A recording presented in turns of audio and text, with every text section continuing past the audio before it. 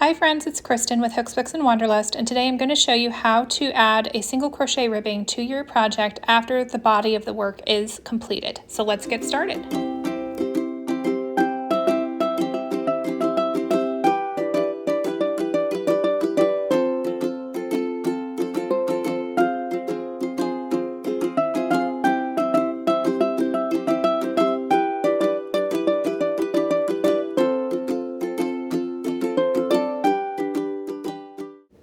This technique is great for those projects where you can't start with a ribbing when you need one. Top-down beanies, sweaters that need cuffs or ribbed hems or maybe a trim, like the one shown here, or a simply textured blanket edging. This technique is perfect for all of them. Plus, it's much less bulky than the alternative front post, back post double crochet, which is why I love it. Two quick things you will need to know before starting this process is how to crochet a single crochet in the back loop only in turned rows, and that this technique produces a distinct right and wrong or front and back side.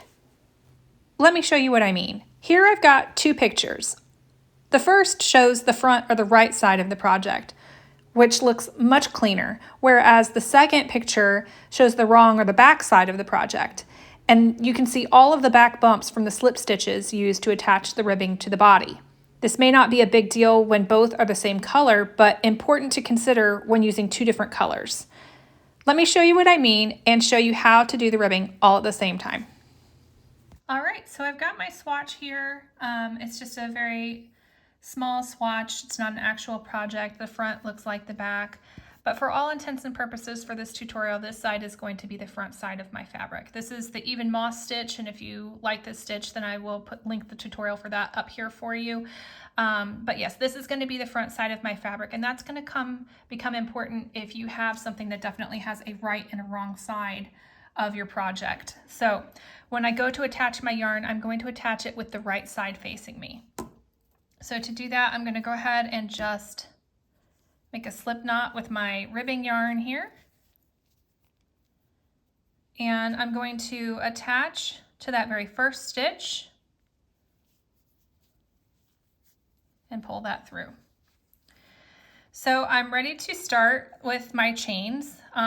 You're going to chain out the number of stitches plus one for your turning chain. So I want my ribbing to be kind of short and sweet. I'm going to keep mine at 4 stitches, so I'm going to have 5 chains.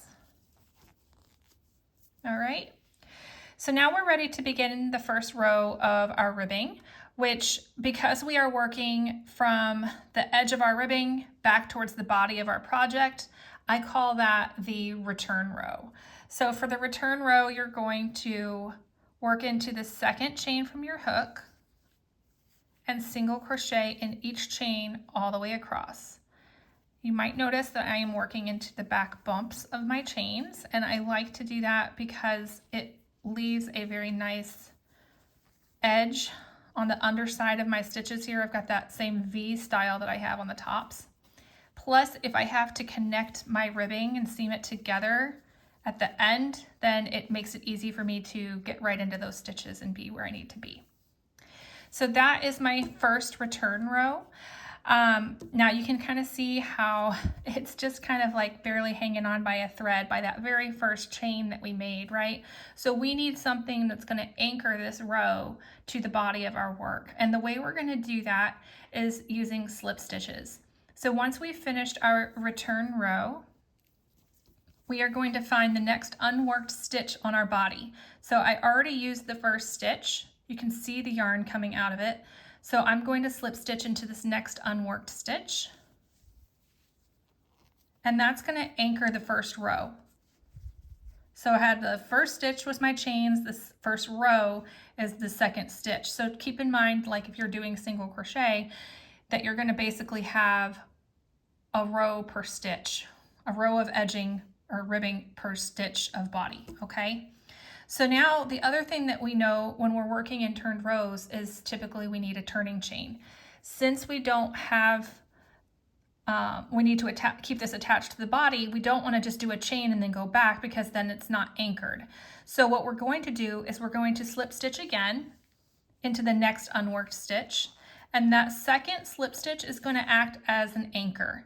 So it's going to act as our turning chain and anchor for our next row. Now, when we are ready, we are going to turn our work, and I'm going to show this to you kind of like this, because like at this weird angle, because I want you to be able to see. So here's our second slip stitch that we just made, our turning chain as it were. This is the anchoring slip stitch we made at the end of our first row. And this is the last single crochet of the previous row. We are going to work into the back loop. That's this loop farthest from us in the top V. When you're looking at these stitches, you can see how it's got the V shape here. So the back loop is this farther back one, the one farthest away from you. So you're going to single crochet under that loop. And in each stitch all the way across the same back loop of every stitch all the way across. So when we are working away from our body towards the end of our ribbing, I call this the forward row, just for ease of differentiation. Chain one and turn just like normal there. We don't have anything we need to anchor that side to, so we don't have to worry about that. Turn your work, same thing, under the back loop, go ahead and single crochet all the way across.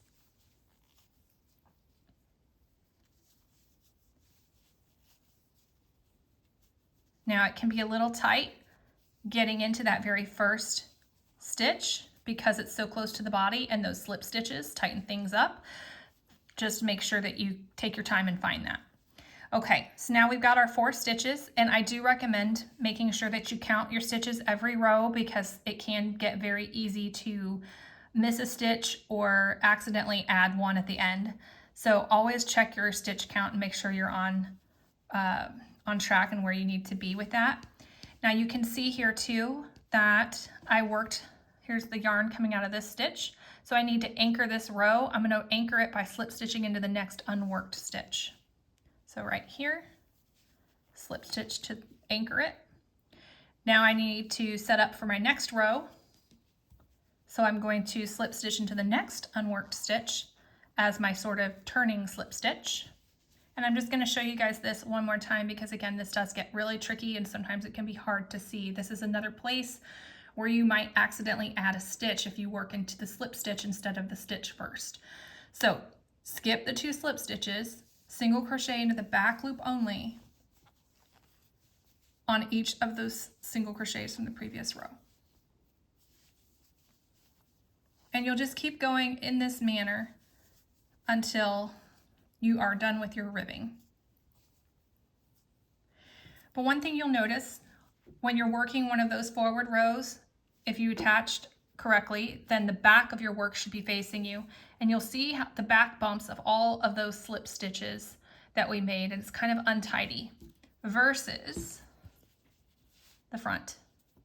So if you're working a return row heading towards the body, the front side of your fabric should be facing you. It looks much cleaner. So that is why it's super important to make sure that when you attach for a ribbing, you attach on the right side of your project. Just a few tips for you guys. If you are trying to get your work to lay flat with your ribbing for things like a blanket edging or a straight hem on a sweater, keep the same size hook that you used for the body when you make your ribbing. On the other hand, if you want your ribbing to cinch in your project a little bit for things like the brim of a hat or the cuff of a sleeve, then use a smaller hook size. And if you tend to struggle with locating that stitch to work into for your anchoring stitch on the return row, try using a stitch marker like this. After completing the second slip stitch that acts as the turning chain for your next forward row, place a stitch marker in the next unworked stitch on the body of your project before you turn your work. Once it's placed, turn your work and continue as normal. This way, once you get towards the end of your return row, your stitches, even if they cover up that stitch, it'll be easy to find and know exactly where to work into. That's it for the single crochet ribbing. I hope you found this video helpful. If so, give it a thumbs up and comment with any other tutorials you'd like to see in the comments below.